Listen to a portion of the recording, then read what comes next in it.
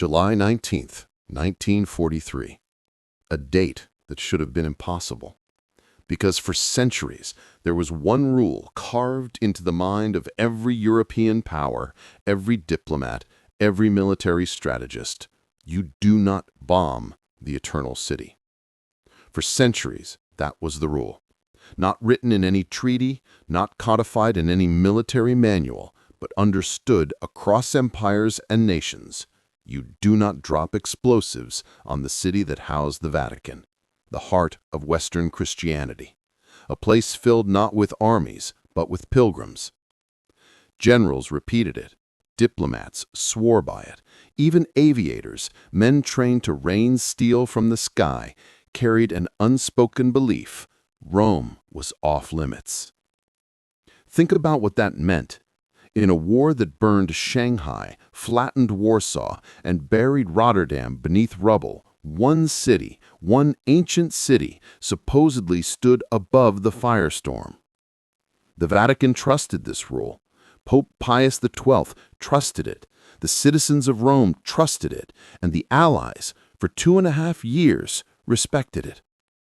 But in July 1943, as the Axis cracked, as Sicily burned, and as Allied commanders looked toward the Italian mainland, the rule collided with military reality.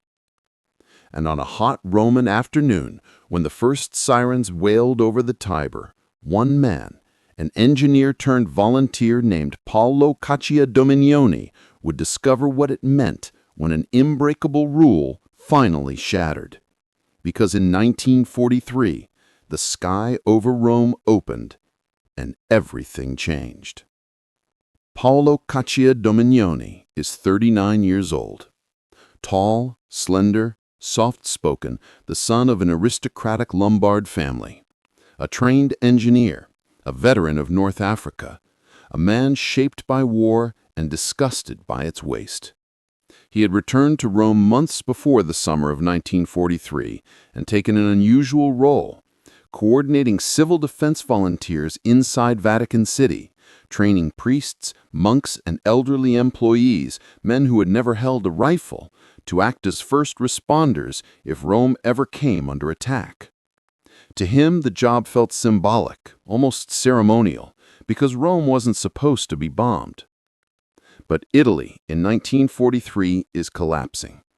Sicily is invaded on July 9th. Allied troops push inland within 48 hours. Axis losses mount by the thousands. Mussolini's government teeters. Italian morale disintegrates. And the Allies face a question. How do you break a nation that refuses to admit it's already breaking? For Allied planners, the rail yards at San Lorenzo became the answer. That target lies just east of the Vatican walls, barely 1,200 meters from the dome of St. Peter's Basilica. A military target, yes, but dangerously close to the world's smallest and most politically sensitive city-state. On the morning of July 19, 1943, radio intercepts whisper of Allied aircraft massing in North Africa. More than 500 bombers, B-17s, B-24s, and Liberators prepare for takeoff from airfields stretching from Benghazi to Tripoli. Their target? Rome. And in a small Vatican workshop converted into an air raid post, Paolo Dominioni checks his gas mask, walks past a row of fire extinguishers, and steps into the courtyard where the dome of St. Peter's glows in the sun. He raises his eyes toward the sky, unaware he is minutes away from confronting something the world swore would never happen. 10:31 a.m. The first siren erupts. A long metallic howl rolls across the Vatican walls. You hear it ricochet off marble, echo through courtyards, and freeze the blood in every priest and pilgrim within earshot. Paolo snaps his head upward. He sees nothing. Only heat shimmer, only blue sky. But then, a vibration. Low, subsonic, a distant tremor in the air. 10:33 a.m. The vibration swells into a hum. The hum mutates into a throb. The throb becomes a roar. Paolo recognizes the sound immediately. Heavy bombers, more than 100 engines, flying high, probably 20,000 feet. He runs, down the corridor, around the fountain, toward the small iron gate that leads to the Vatican's eastern wall. His men, 10 volunteers in dusty helmets, follow him, stumbling into formation. The roar thickens overhead. Paolo shouts, "Positions! Stay under cover until I call you." The first shadows cross the Vatican. Huge, dark rectangles glide over the cobblestones like moving clouds made of steel. Paolo presses his back against ancient stone. His heart slams into his ribs, his ears vibrate. He sees none of the planes directly, only their silhouettes, dozens of them, stretching across the ground like the wings of mechanical giants. 10:36 a.m. Bomb bay doors open. You do not hear them open, but you hear the change, the slight pitch shift of a bomber adjusting its altitude. Then, whistles. High, thin, falling fast. Paolo closes his eyes and braces. Impact. A blast erupts less than 1,200 meters away. The ground under the Vatican jerks. Dust showers from the stonework. A window shatters behind him. Then another impact, closer. Then another. 3 explosions in under 5 seconds. Paolo sprints to the wall's parapet and peers over. The San Lorenzo district is disappearing beneath smoke. Rail yards, workshops, warehouses, gone in blooming towers of fire. He hears screaming, not the crisp cries of soldiers, the deep, raw, untrained screams of civilians. The next wave of bombs falls. 10, 15, 20 explosions. The sky flickers orange with each detonation. Fountains of masonry leap upward. Telephone poles snap like twigs. Paolo orders his volunteers forward. "Move! Go! We aid survivors as soon as the run passes." They nod, pale, gripping stretchers. But the bombers are not done. 10:39 a.m. A second formation arrives. Another 200 bombers slide into position, their silver bellies flashing in the sun. Paolo feels the shockwave before he hears the blast. A concussion so strong it knocks one of his men to his knees. Shrapnel rattles against the Vatican wall. A priest shouts, "We've been hit!" But Paolo knows the truth. Not yet, not directly, but it is close. Too close. He looks left. The dome of St. Peter's looms enormous, a giant, vulnerable target. He imagines one bomb slipping, drifting just a few hundred meters off. The thought freezes him. Bombs continue falling. One drops only 300 meters from the Vatican border. It obliterates a row of houses, sends a plume of debris high enough to pepper the dome with gravel. Paolo feels a sting on his cheek, a pebble, but he doesn't flinch. He leans out again, looks down, and sees something he will never forget. A railway car was hurled upright, standing vertically like a tombstone. A man clings to its side, screaming for help. Then the third wave arrives. Third wave. Third sky full of bombers. Third impossible assault. They release from 18,000 feet. Paolo counts. 1,500 meters. 1,200 meters. 900 meters. Each whistle is a countdown. Every second is a coin toss between survival and annihilation. A bomb lands so close that it throws shards through the open window of the Vatican mosaic studio. One shard slices the cassock of a young cleric. Another fragment slams into the pavement behind Paolo, a jagged chunk of steel still hot enough to burn. Then, silence. Not total silence. The echo of blasts remains. The crackle of fire persists, but the roar overhead fades. The bombers are gone. Paolo steps out, heart thundering, breath ragged. He signals his men. Now, go! They rush through the gate, into the devastation. The San Lorenzo district looks apocalyptic. Smoke columns rise 150 meters into the sky. Fires rage across 10 city blocks. A factory is sheared in half, its roof peeled away like paper. A tram lies overturned, wheels still spinning. Bodies, dozens of them, line the street outside the Verano cemetery. Paolo kneels beside a child, a girl around 8 years old. Dust covers her hair. She coughs twice, tries to stand, collapses. He lifts her gently. A mother cries nearby. Paolo carries the child to her. He continues, house to house, body to body. For 3 hours, he and his men pull survivors from rubble. They triage 140 wounded. They cover 60 dead. They form water lines to douse the fires creeping toward the Basilical district. At one point, Paolo enters a collapsed bakery. Flour hangs in the air like snow. The heat is suffocating. He finds the baker under a fallen beam, alive but fading. He drags him out inch by inch, blistering his own hands on the burning wood. By mid-afternoon, the rail yards are still burning. Ambulances are overwhelmed. Fire brigades are stretched thin.